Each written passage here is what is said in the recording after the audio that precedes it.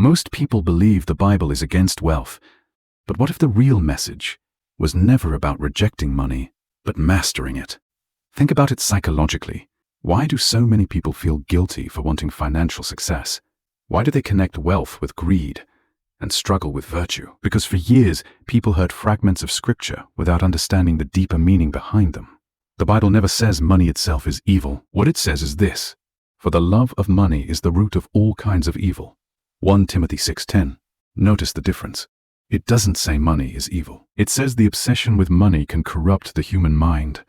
Psychologically, money amplifies who you already are. If someone is generous, money expands generosity. If someone is selfish, money exposes selfishness. The Bible is not warning you against wealth. It is warning you against becoming spiritually controlled by it. In fact, many biblical figures were wealthy. Abraham had land, livestock, and servants. Solomon became one of the richest kings in history. Job lost everything, and later rebuilt greater wealth than before. Wealth was never the problem. The mindset behind it was. And here's something deeper most people never think about. The Bible constantly teaches principles that naturally create wealth: discipline, patience, wisdom, stewardship, consistency, self-control, long-term thinking.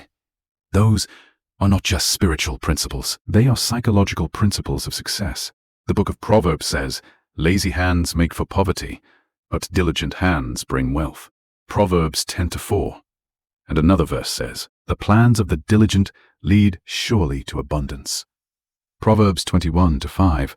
That is not anti-wealth language. That is a blueprint for growth.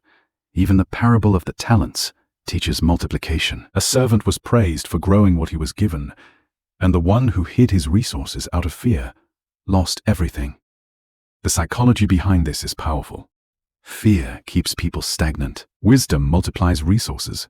Another verse says, "Remember the Lord your God, for it is He who gives you the ability to produce wealth." Deuteronomy 8:18. Not just money, the ability, the mindset, the creativity, the discipline, the vision.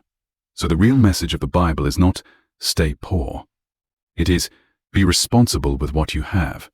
Build without worshipping wealth.